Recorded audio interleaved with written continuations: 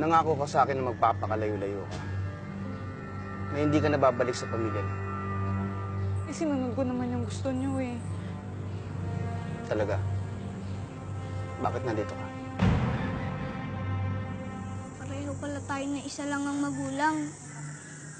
Ikaw, wala nang nanay. Ako, hindi ko na nakilalang tatay ko. Mula noong iwan kami ni nanay, naging lasenggero si tatay. Gabi-gabi, umuwi siya na mainit ang ulo. Nananakit. Siguro, nasasaktan pa rin ng tatay mo dahil iniwan na kayo ng nanay mo. Oo nga. Pero bakit ako ang pinabubutan niya ng galit? Bakit kailangan niya akong saktan? Hindi ko talaga alam na may factory dito sila, Mr. President. Hindi mo alam? Ano yun? Nagkataon lang napadpad ka dito? At nagkataon lang na nagnakaw ang anak mo sa bread factory? At hindi mo inutos? Pinalano mo yun, Sonia? Hindi ko pinlano yun. Kung ako yung masusunod, ayaw ko na talaga magkita si Takbo at ang ama niya. Pasensya ka na, ha? Kaya hindi ako masyado nagkikwento sa school, eh. Kasi nakakalungkot yung mga nangyari sa buhay ko. Hindi na ngayon. Ha? Dahil nandito na si Takbo para pasayain ka. Salamat, Takbo. Salamat. Kung wala ka namang intensyon, bibigyan kita ng 24 oras para umalis. Ikaw din. Hindi mo alam kung anong pwede mangyari sa anak mo. Baka isang araw maaksidente na lang siya at mamatay.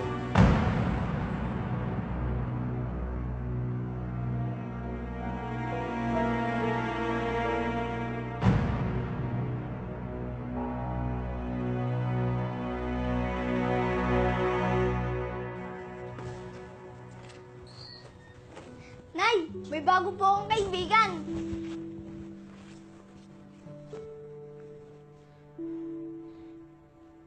Nay, saan po tayo pupunta? Lilipat tayo ng ibang probinsya. Doon tayo titira. Kailan po tayo aalis? Ngayon, Pero Nay, Takbo, para to sa'yo. ayoko Nay, hindi ako sasama sa'yo. Lipat tayo ng lipat. Kung kailan may kaibigan akong bago, lilipat na naman tayo. Bakit po ba, Nay? Takbo, kailan ka pa natutong sumagot sa akin ng ganyan? Hindi po ako sumasagot. Hindi ko lang maintindihan kung bakit tayo lipat na lipat. Alam ko ring napapagod kayo. Sino po ba pinagtataguan natin?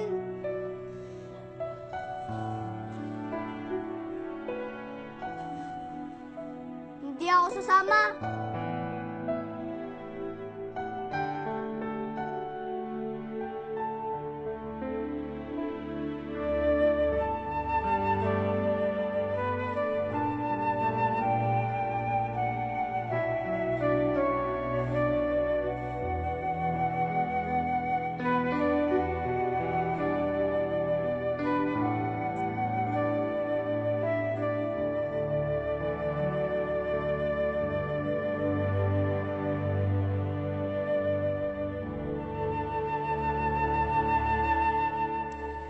Aling Bising, nasan si Omni?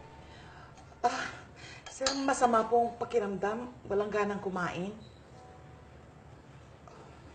Ganun ba? Excuse me po, sir.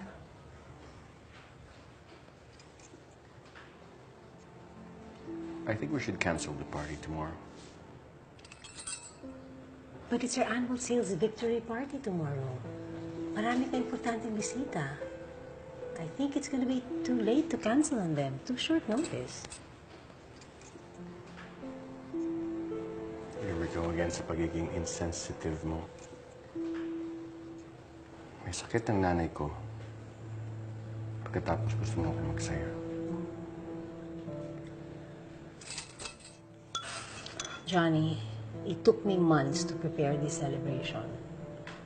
Sorry na lang si Mama kung itutuloy natin ang party bukas. I don't wanna have to move it anymore. Besides, hindi naman siya kailangan doon. Ano gagawin niya doon? Tatayo siya, looking stern and not having fun.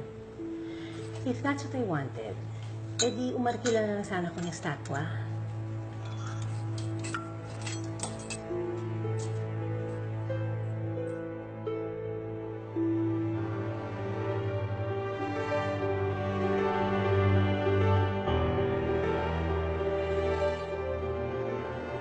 Gusto ko pong sumikap sa buhay. Para balang araw, maging presidente rin ako ng kumpanya. Kayang-kaya ko yun, Nay. Gusto ko maging isa kang dakilang tao, anak. Pero paano? Hindi ko maibibigay sa iyo ang buhay na nararapat para sa iyo. Bigyan kita ng 24 oras para umalis. Ikaw din. Hindi mo alam kung anong pwede mangyari sa anak mo. Baka isang araw maaksidente na lang siya at mamatay. Lagi na lang ba ako magpapatalo sa tao? Naawa ako sa magiging anak natin. Lalakas yung walang ama. Hindi ko tatalikuran ng bata. Hindi. Panahon na para gawin ko ang tama para sa iyo. Tako? Tako, anak. Gising ka muna. Oh, gising ka na. May pupuntahan tayo. Saan, Nay? Anak, makikilala mo na ang tatay mo.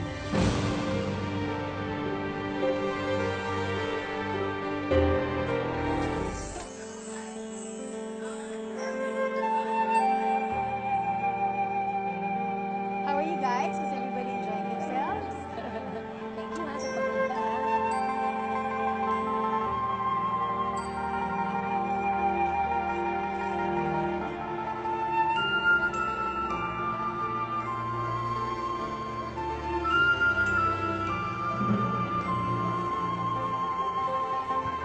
Hanggat yung party na hinanda mo sa asawa mo, para wala kayong pinagdaanan. Alam mo naman ang buhay ng mayayaman. It's like a show. You simply have to play the role. Siyempre, ikaw yung bida. Tapos hindi rin mo yung kontrabida. Saka naman, matuluyan. Ano, pakulam na natin. Gusto mo? Congratulations, Mr. President. Salamat, Mrs. Cheng. Ma'am, ano po kailangan nila? Maaari ko bang makausap si Mr. President? Imbitado po ba sila? Kung wala po kayong imbitasyon, ma'am, hindi po kayo pwede pumasok. Pakisabi si Sonia. Sonia San Miguel. Kilala niya ako. Wow! Ang laki ng bahay! Nay, sino po bang nakatira dyan? Ang tatay mo. Sir, may naghahanap po dito kay Mr. President. Sino daw? Sonia daw po. Mahalaga daw po na makita niya si Mr. President. Nasaan siya? Nasa gate po.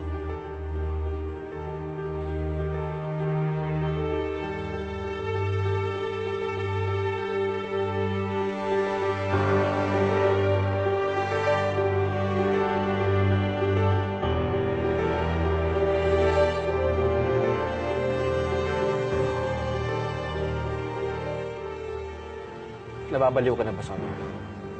Kailangan ko makausap si Johnny. Alam mo ba kung anong pwede mangyari sa'yo kapag ginawa mo yan? Sasaktan mo ako. Subukan mo. Pero hindi ko na maitatago sa anak ko. Dahil magkakamatayan tayo. Tako? Pigilan yung babae niyan.